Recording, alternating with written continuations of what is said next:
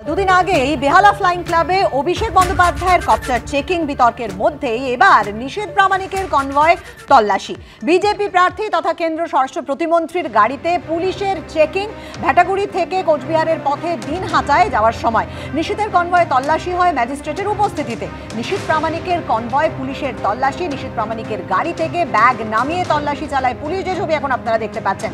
গাড়িতে তল্লাশি নিয়ে পুলিশের সঙ্গে নিশীথ প্রামাণিকের কিছুক্ষণ কথা কাটাকাটি, বচসা পর্যন্ত হয়। নির্বাচন কমিশনের নির্দেশে রুটিন তল্লাশি পুলিশের তরফ থেকে এমনটাই দাবি করা হয়েছে। This has been directed by the have you any letter regarding the given by the direction given over the letter? Can you show me the direction? Did you let me show the direction guideline? Where is the direction? There is no direction. We cannot check the carpet of minister. No. Regarding there is no guideline. There is no guideline that we cannot check the carpet of a minister. But when you want to check the carpet of minister, then you have to show the guideline. This is the election commission guideline. And I have the guideline. No. The guideline is that we can check anyway. Where is that guideline? No. ECI guideline is that. No. Regarding have any guideline regarding the carpet of minister? Our DO feels that he wants to check anything, we can check. This is direction. common. These all are common for common vehicle, not for minister guidelines. Let us check and they are getting late. I request you, don't stop it. And if we you are also have any requesting guideline, you, please let us check.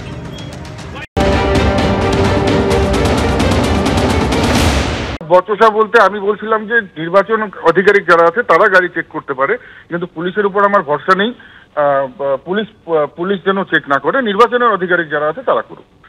নির্দিষ্ট যাদের magistrate বা যাদের মাধ্যমে check করা হয় তো তারা করুক। আমার পুলিশ আধিকারিক যেন গাড়ি চেক না, কারণ পুলিশের উপর তো বিশ্বাস নেই। হঠাৎ করে পুলিশ দেখা গেল একটা প্ল্যান্টেড থেকে কোনো জিনিস একটা দিয়ে বললো যে এটা পাওয়া গেল, বুঝতে পারলেন তো? তো স্বাভাবিকভাবেই মমতা বন্দ্যোপাধ্যায় যে বারবার পুলিশকে ধমকাচ্ছেন ইয়েতে এসে, দিনাটা বিভিন্ন প্রোগ্রামে কার্যক্রমে এসে, তো স্বভাবতই পুলিশ একটু ভয়ে ভীত হয়ে এই সমস্ত কাজ করতেও পারে। দেবনন্দ, আপনি শুনলেন, এক, প্রচারে দেরি করানোর একটা চেষ্টা, দুই হচ্ছে পুলিশের উপর ভরসা নেই। নির্বাচন কমিশনের কোনো আধিকারিক যদি তল্লাশি করে করুক, কারণ যদি পুলিশ কিছু রেখে দেয় গাড়ির মধ্যে। আমার প্রশ্ন হচ্ছে, পুলিশ ইজ আন্ডার নির্বাচন কমিশন, এটা সবাই ঠিকই। যে পুলিশ মুহূর্তে মুহূর্তে বদলি করে দিচ্ছে সেই পুলিশ তো নির্বাচন কমিশনে, এবং এদের সঙ্গে ম্যাজিস্ট্রেট এর সঙ্গে ম্যাজিস্ট্রেট শুনুন, এর সঙ্গে ম্যাজিস্ট্রেটও রয়েছে, কিন্তু ওর কথাটা অন্য। পুলিশ এখন উনি পুলিশকে ভাগ করে দিচ্ছেন। যদি মনে করেন পুলিশ নির্বাচন কমিশন আগে পুলিশ থেকে আউট করে দিক, প্রশ্ন হচ্ছে তা নয়, এই কথা কোনো কথা নয়। না না সে প্রশ্ন হচ্ছে না, নির্বাচন কমিশন বলছে না, তার সঙ্গে নির্বাচন কমিশনকে যেদিন ওনারা তারা করে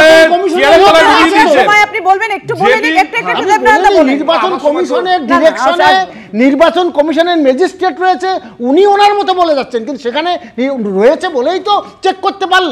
নির্বাচন কমিশনের লোক রয়েছে বলে উনি ওনার মতো ফাঁকা আওয়াজ চলে গেছেন। এই ফাঁকা কিন্তু অভিষেক বন্দ্যোপাধ্যায়ের কপ্টারে যখন তল্লাশি হলো বা রাহুল গান্ধীর চপারে যখন তল্লাশি হলো, তখন তো আপনারা সেটা বলেননি।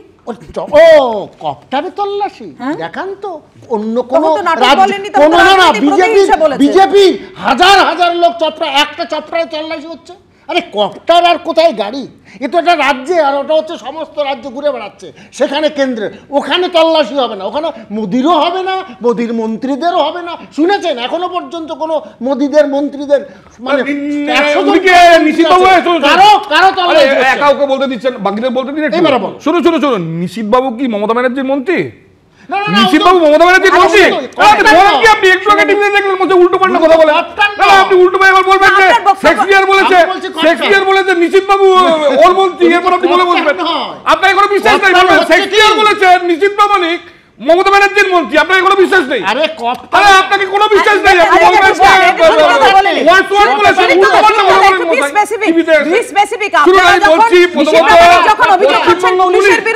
যদি পুলিশ কিছু রেখে দেয় তাহলে একই অভিযোগ তো আয়কর দপ্তরের আধিকারিকদের ক্ষেত্রেও হতে পারে, যদি তারা কিছু রেখে দিত। উত্তরটা দিয়ে দিন। প্রথমত আয়কর দপ্তরের আধিকারিকদের এই ধরনের রেকর্ড নেই, যেটা পশ্চিমবঙ্গ পুলিশের আছে। অবশ্যই আছে। আরে বসে থামুন, বসে অবশ্যই আরে আছে। আপনাকে বলি, আমি উদাহরণ দিচ্ছি। হাজার আমি উদাহরণ দিচ্ছি। পশ্চিমবঙ্গ পুলিশ এই কাজই করে এসেছে 13 বছর। আরে যেদিন থেকে বাবা। মমতা ব্যানার্জি পশ্চিমবঙ্গ পুলিশকে চেয়ারের তলায় ঢুকিয়ে দিয়েছে, টেবিলের তলায় ঢুকিয়ে দিয়েছে, সেদিন থেকে পশ্চিমবঙ্গ পুলিশ এইভাবেই বিহেভ করে। আচ্ছা বেশ, যেগুলো এদের প্রতি কোনো ভরসা নেই। দীর্ঘটায় এই যে নিশীথ প্রামাণিকের গাড়িতে তল্লাশি চালানো হলো, তাকে আইওয়াশ বলছে তৃণমূল। অভিষেকের কপ্টার বিতর্কের মধ্যে নিশীথের গাড়িতেই তল্লাশি হলো, গাড়িতে কিছু রাখবেন না, একটা নাটক করব বলা হয়েছিল নিশীথ প্রামাণিককে। আগে থেকে বলে নাটক করা হয়েছে তল্লাশি নিয়ে, কুণাল ঘোষ এমনটাই দাবি করছেন, দেখুন।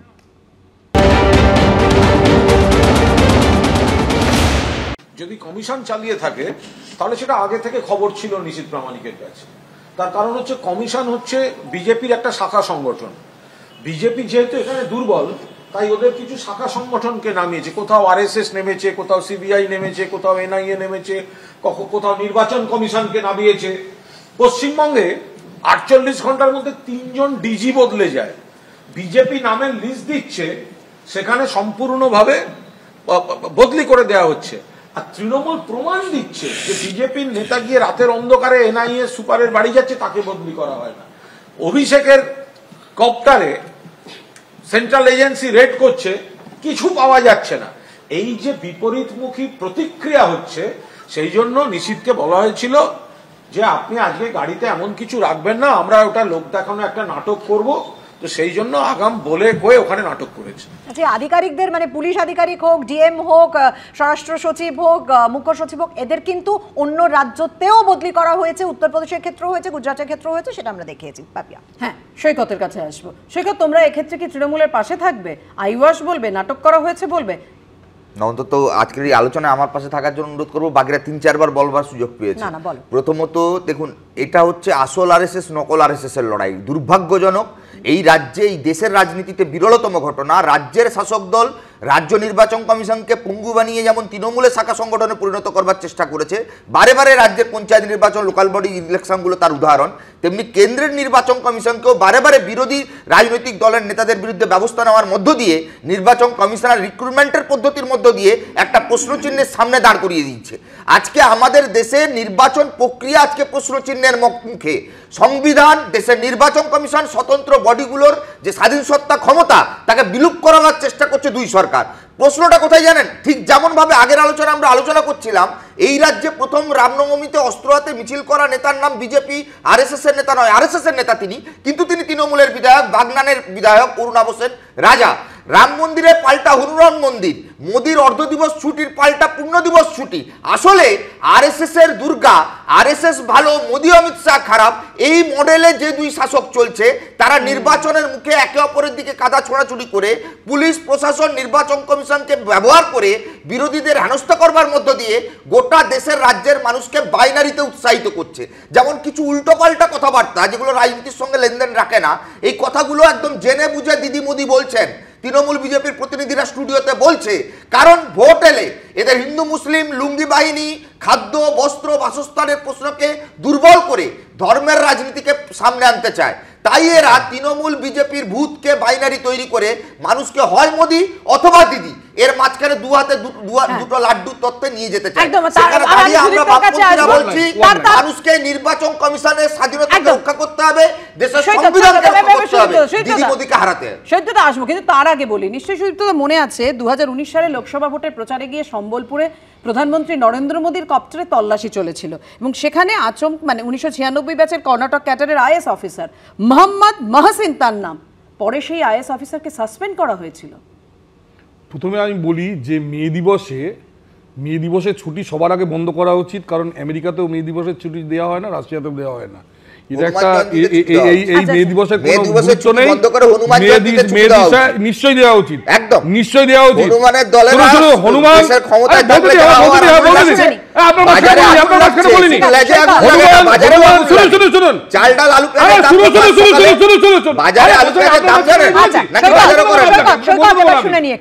হনুমান হলেন নিষ্কাম কর্মযোগের প্রতীক। হনুমান জয়ন্তীতে নিশ্চয়ই ছুটি দেওয়া উচিত। এবং আমি বলছি, ভারতবর্ষে মে দিবসের কোনো গুরুত্বই নেই, এবং মে দিবস যাদের দেশে হয়েছে তারা ছুটি দেয় না। আপনারা কি করে ভারতবর্ষের মধ্যে একটা হিন্দু রাষ্ট্রে হিন্দু আপনারা কি রাষ্ট্র করে বলেন কিন্তু ভারতবর্ষ নয়। না না Please. হিন্দুদের রাষ্ট্র তো হিন্দু রাষ্ট্র ভারতবর্ষ নয়, কিন্তু রাও থাকে একটা সেকুলার কান্ট্রি। প্লিজ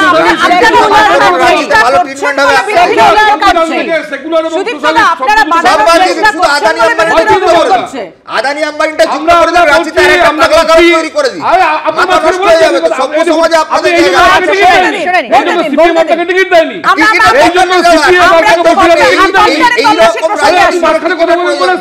আলিপুর চিড়িয়াখানায় টিকিট পেয়ে যেতে পারবো। সিপিএম আপনাকে এই জন্য আলিপুরের চিড়িয়াখানায়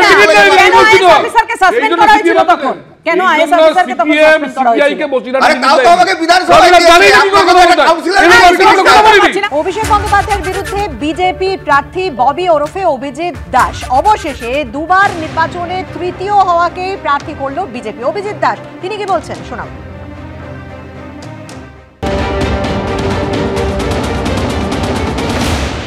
এখানে ভোটটা হবে অভিষেক বিরোধী ভোট, তৃণমূল বিরোধী ভোটও বলা যাবে না।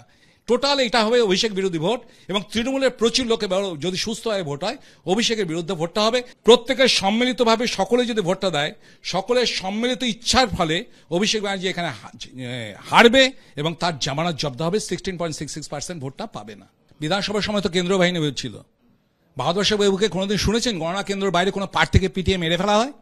ড্যামাডাবল হয়েছে কিনা মনে আছে তো? মানুষ হওয়ার কথা মগরাহাট পশ্চিমের প্রার্থী 1 মাস ধরে কমাই ছিল, তাকে এত পিটিয়েছিল অভিষেকের ক্রিমিনাল বাহিনী। কেন্দ্র বাহিনী থেকে ইমপ্লিমেন্ট কারা করবে? কোথায় কি যাবে? করবে তো এসপিরা আর ডিএমই তো ডিস্ট্রিক্ট ইলেকশন অফিসার। বিষয়টা হচ্ছে এভাবে কিভাবে ইমপ্লিমেন্ট করবে। দেখুন আমি পরিষ্কার বুঝি, আমি ডিএমকেও বলে দিচ্ছি, এসপিকেও বলে দিচ্ছি, তা ওনাদের উপর আমরা রিকোয়েস্ট করেছি যাতে ওনারা নিরপেক্ষভাবে এই নির্বাচনটা করুক। এ রাজ্যে 42 জন প্রার্থীর মধ্যে 42তম প্রার্থীর নাম গতকাল বিজেপি ঘোষণা করলো, আর তা হচ্ছে ডায়মন্ড হারবারের প্রার্থী। 1 মাস আগেও তো দিতে পারতো। অভিজিৎ দাসের নাম শুনে এমন মন্তব্য করলেন দিলীপ ঘোষ, শুনুন। আমরা দিলীপ ঘোষের বক্তব্য শুনবো, কিন্তু তার আগে সুদীপ্তদার কাছে আসবো। সুদীপ্তদা, অভিজিৎ দাস কি বলছিলেন? জামানত বাজেয়াপ্ত হবে, মানে এটা কি বিজেপি না তৃণমূল বলছিলেন আপনারা? তৃণমূল না হয়ে বিজেপি হবে মানে জানি না, মানে আমরা বলছি না, এটা তৃণমূল বলছে। কিন্তু প্রশ্নটা এখানে যে অভিজিৎ দাস ভূমিপুত্র ঠিক কথা, কিন্তু সেটা বাছাই করতে বলতে দেবেন। প্রশ্নটা তো শেষ, এক লাইন বলবো, আমি 2 লাইন বলবো না। আমি জানি সেকেন্ড লাইনে আটকে দেবেন, ফার্স্ট লাইনটা বলবো। 45 দিন লাগলো কেন? আপনারা তৃণমূলকে ওয়াকওভার দিয়ে দিলেন। আমি বলছি দুটোই এক লাইন করে উত্তর দেবো। প্রথম কথা হচ্ছে যে অভিষেক ব্যানার্জি তো সবাইকে চ্যালেঞ্জ করেন, আমাদের বহু জায়গায় বহু চ্যালেঞ্জ করেছেন। ওনাকে একটা চ্যালেঞ্জ করছি, আপনি অভিষেক বাবু নেক্সট 1 মাস কোনো রকম গুন্ডামি বা কোনো রকম বুদ্ধদখল ইত্যাদি লোককে ভয় দেখানো, জেলে পাঠানো, এর থেকে বিরত থাকুন। আপনি যদি এক ভোটে জেতেন, আমি বিজেপির মুখপাত্র, আমি বলছি আপনি গুন্ডামি না করে, কোনো রকম 2 নম্বরই না করে 1 ভোটে যদি জেতেন, ডায়মন্ড হারবারে 7টা বিধানসভা পরের বার আমরা ছেড়ে দেবো, আপনাকে ওয়াকওভার দিয়ে দেবো আমরা। পারবেন না উনি, কারণ উনি ওখানে গুন্ডামি অলরেডি লোককে অ্যারেস্ট করা শুরু করেছেন। আর দ্বিতীয় প্রশ্ন যেটা বললেন না, যে আপনারা কেন 1 মাস পরে, আমি বলছি আপনার সেই স্টিভ ওয়াগ আর ইয়ের খেলা মনে আছে সৌরভের? সৌরভ 20 মিনিট পর নেমেছিল টস করতে, কিন্তু সৌরভ কিন্তু ম্যাচটা জিতে বেরিয়ে এসেছে। তো আমরা পরে এসেছি ডায়মন্ড হারবারে, যদি ওরা গুন্ডামি না করে, পুলিশ না করে, মানুষকে না পেটায়, ডায়মন্ড হারবারে বক্সা জিতছে এবং ওর সবাই ভেবেছিল তাহলে বলে বিজেপি অনেক চমক দিতে চলেছে, কিন্তু কোনো হেভিওয়েট প্রার্থী নয়, কোনো চমকও নয়। অভিজিৎ দাস যিনি স্থানীয় নেতা, তাকেই প্রার্থী করলো বিজেপি। অন্যদিকে নওশাদ সিদ্দিকী, তাকেও আমরা দেখলাম যে বারবার চ্যালেঞ্জ করে তিনিও সরে গেলেন। অন্যদিকে যেটা তোমরা বারবার অভিযোগ করো, সেটা হচ্ছে সেটিং এর তত্ত্ব। তো সবাই মিলেই তো মনে হচ্ছে অভিষেক বন্দ্যোপাধ্যায়কে তাহলে ওয়াকওভার দিয়ে দেওয়া হলো।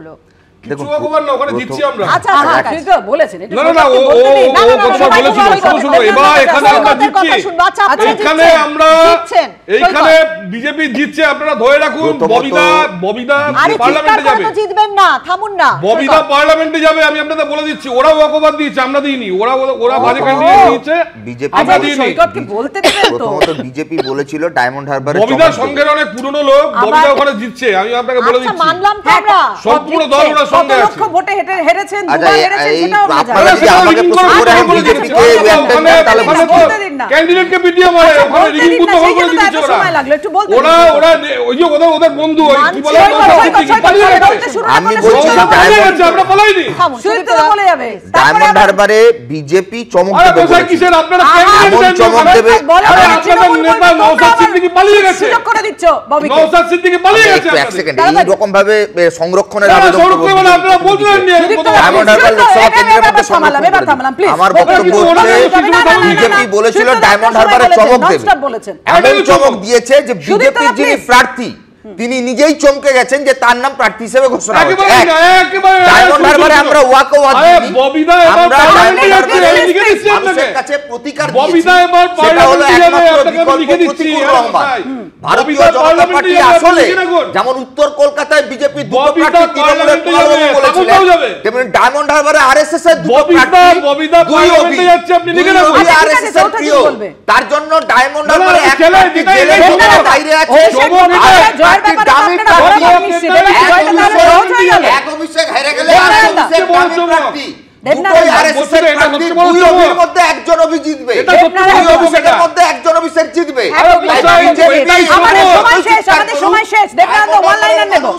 আরএসএস এর একটা অভিষেক সময় শেষ, আর তাহলে বলা যাবে না। দেবনাথ ওয়ান লাইন ভাবের ঘরে দেখিতেছিলাম স্বপ্ন চমৎকার, কোমর মেঝে ভাবুক জগৎ ভবের পগার পর সুকুমার রায়, সুকুমার রায়। ভাবের ঘরে দেখতেছিলাম স্বপ্ন চমৎকার, কোমর মেঝে ভাবুক জগৎ ভবের পগার পর, কিছু হবে না। ওই ভাব নিয়েই চলতে হবে,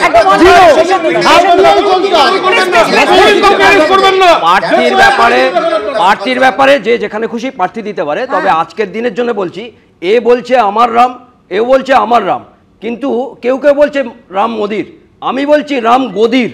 কারণ এই গদির জন্যই আসলে টানাটানি চলছে রামকে নিয়ে, সেটা সাধারণ মানুষের কোনো উপকার হয় না। ভোটের ফল কি হবে তার জন্য 4 জুন অবধি অপেক্ষা তো করতেই হবে সবাইকে। সকলকে ধন্যবাদ জানাচ্ছি আলোচনায় অংশ নেওয়ার জন্য। আলোচনা এখানেই শেষ।